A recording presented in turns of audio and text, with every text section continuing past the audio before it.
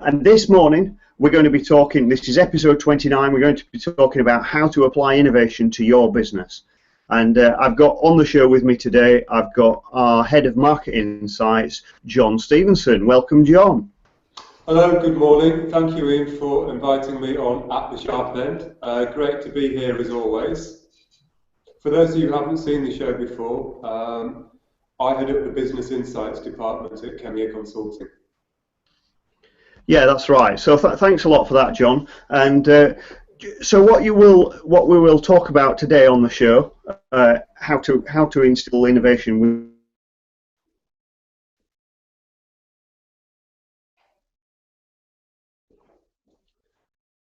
innovation panel. So we talked a few shows ago about how important it is to have an innovation panel within your company. What your innovation panel needs to discuss, so the key points and how information is fed into the innovation panel, and then how to create an innovation action plan. All three key areas.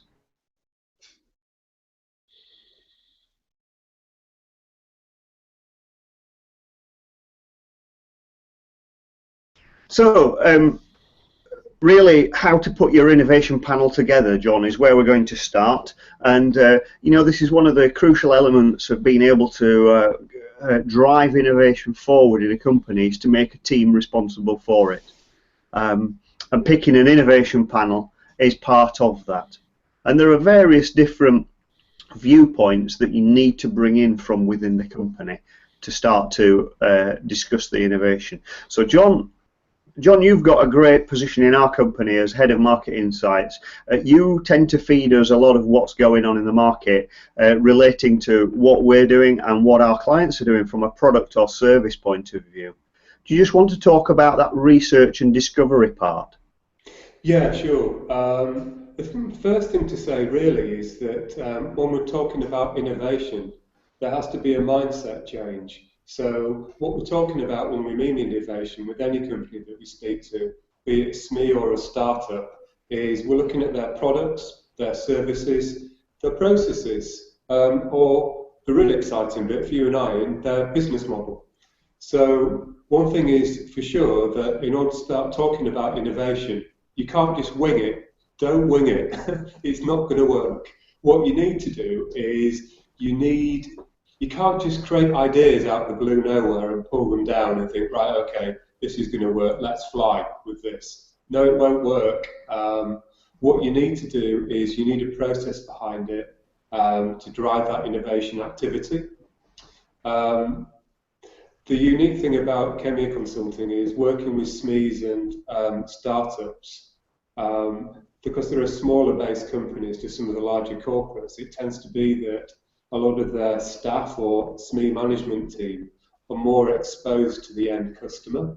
And I think that's a really important consideration, Ian, because what that does is it puts them across more areas of the business, and they actually know what's going on with the customer and what it is about their product or service that makes the customer happy, engaged. That's right, Jon, yeah. And in fact, that discovery is part of a wider problem, and even across the SMEs. SMEs are one person all the way up to 250 people, and you can imagine one person in a company is an entirely different scenario to 20 people, say, or 50 people, or 100 people, or indeed 250 people when you've become a medium-sized company.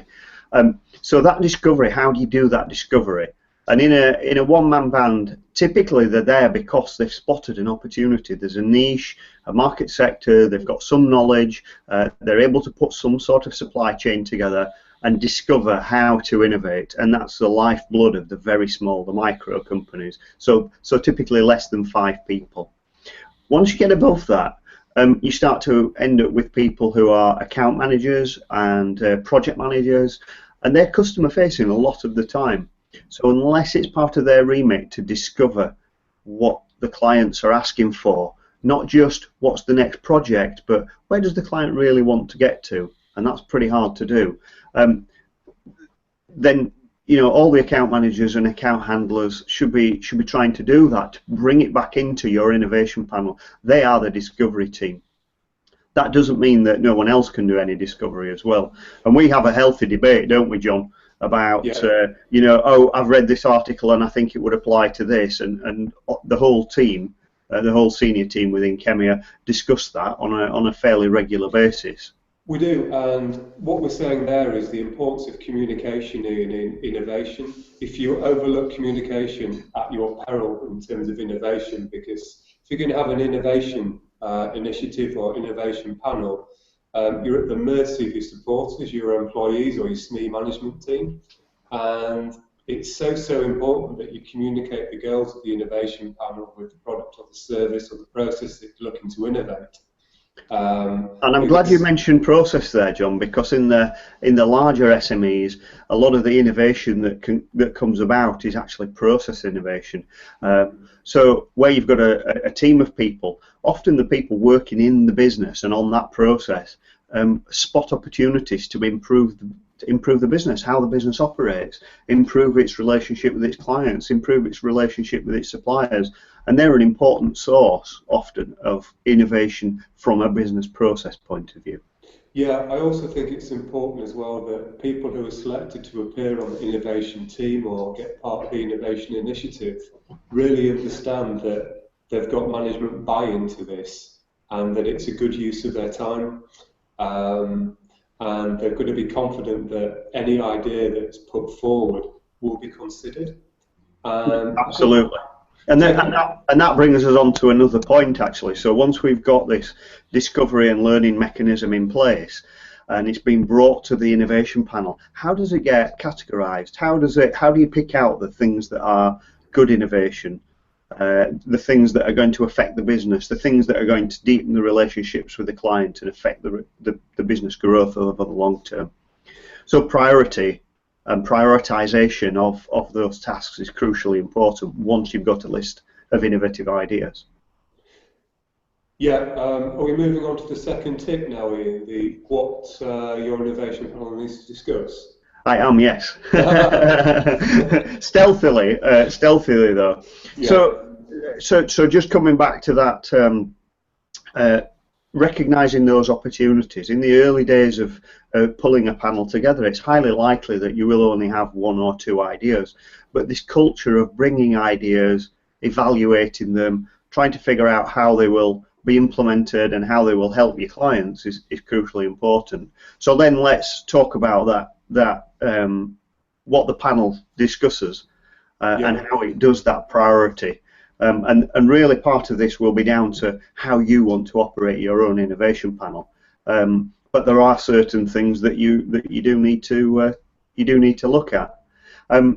So any innovation that comes in, you're going to be asking the same sorts of questions as if you were starting a new business. How much is it going to cost me? Can I get it to market, and will there be appetite for it, which hopefully you've partly answered. And what's the risk to me and to the company of actually taking that innovation forward? So in that discussion, John, there should be a way internally of starting to score those discussions and mark them. Do you have an opinion on that? Yeah, I do. I was just going to jump in and say that equally as important is you've got to give the innovation panel some tools, some processes, some technology to contribute effectively. But what I was going to say is that it really demands creative leadership and some people and some processes. And ultimately, what you need to do, you mentioned that the smaller companies might just have one or two ideas. There is a set stepping stone or waterfall effect, really, which is about setting the challenge, idea generation, idea building, idea selection, and idea implementation, because as we both know, innovation without results is useless. So you do need to have a mechanism in place. So you've got a critical element of that as well. So it's all very well talking about innovation and all the innovative ideas, process improvements, new products and services, but someone's got to be responsible for taking those forward and actually implementing them.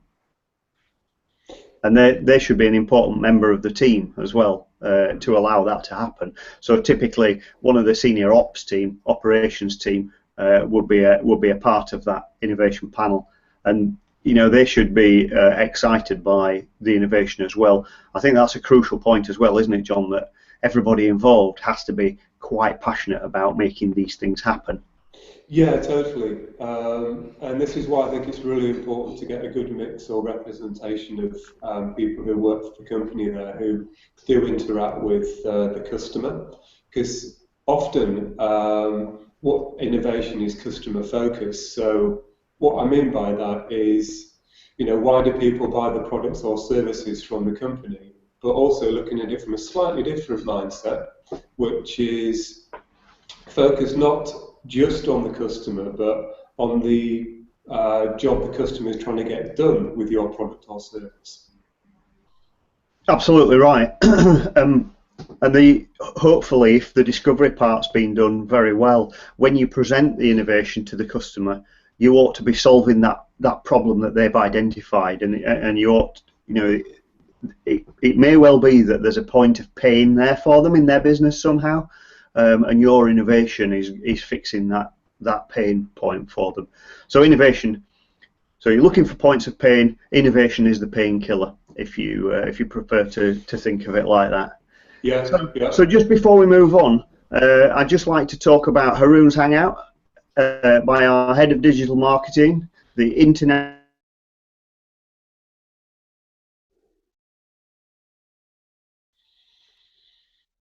Our blog or follow us on YouTube.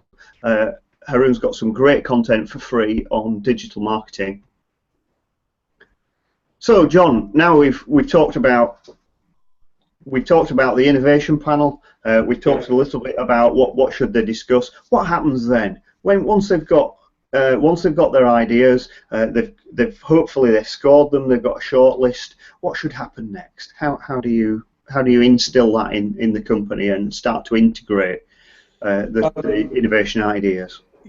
You need a rapid innovation cycle, which sounds very grand, doesn't it? So what the devil's that? Well, really, you need to identify unmet customer needs. You need to identify the right ideas and test it fast and cheap. And hopefully, in doing that and having a good process, you'll be able to identify a repeatable process which empowers all the team and get them really excited and behind it. And there are 4 stages to doing a rapid innovation cycle. So define the scope of the opportunity, number 1. Number 2, discover new ideas. Number 3, develop the design and the concept for experimentation. And number 4, develop the innovation. And I think it's important to have these 4 steps and to follow them and to drive them, so you've got a goal and a target at each step to jump onto. So the great companies that are SMEs that innovate like this do a very similar method to our digital marketing techniques, which are test, measure, and adapt. Okay, so they'll discover what their clients want. They'll do an implementation of it to demonstrate what they're talking about, and then they take it out to their client base. And the client base invariably say, that's exactly what we want. And quite often, in some cases, the client base are even willing to pay for the innovation, so then it becomes a development project. Okay. The great thing of doing that is you've sorted out your route to market. So no longer are you in that innovation killer space where you take an idea and someone says, prove it. Well, with a lot of innovations, you can't prove it. That's the key way to kill innovation. What you have to do is do small amounts of testing and actually try and prove it. In fact, try and get someone to buy it. It's the same problem raising investment, actually, and this is no different, but you're doing it internally within your company. John, I can hear you wanting to jump in there, so you want to add something? Yeah, sure. I was just going to say about the develop, design, and the concept, the experimentation bit. Really, it's a superb opportunity to formulate, select, and optimize the design by speaking to your customer base. And in doing that, the chances are that you can put together a minimum viable product that hasn't got all the bells and whistles on, but has just got a few core attributes or functions or services on it that are going to meet the next generation of customers. Yeah. And then latterly, I was just going to say about step 4, about demonstrate the innovation. That enables you to prototype, be that the business model, working model, or optimize the processes if it's an internal innovation. No, that's a very good summary, actually, John.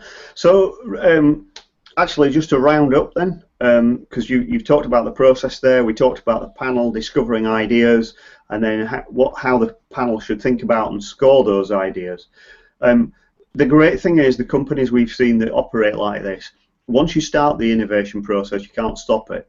Okay, good ideas come out of the woodwork, and as long as the management team are willing and open, expecting to listen to and act on these ideas, then your company will start to grow on the back of the innovations that you're identifying and starting to implement. Your levels of customer engagement get higher and higher, and even though you may be a small SME, your profitability invariably starts to rise as a result of your insight into your customers' problems and the market that you're in. So, John, I'd like to thank you for joining us this week. It's been really great to have you on. Thank you. We usually have a question and answer section at the end of the show, and we ask people to ask us questions by social media, by Twitter, by Facebook. We haven't had any this week, but I'd like to invite you to talk to us next week at the Sharp End, and where I'll be featuring Haroon Rashid, where we'll be talking about more innovative topics to do with business growth. So that's all for this week. Hope you'll see your way to subscribing to us, read more content on our blog, subscribe to us on YouTube, Facebook, Google+, Twitter, and all the other social channels which you can find easy links for on our website. So thanks a lot, John, for joining us. Thank you. So it's goodbye from me, and it's goodbye from him. Thanks a lot. Bye-bye. Bye.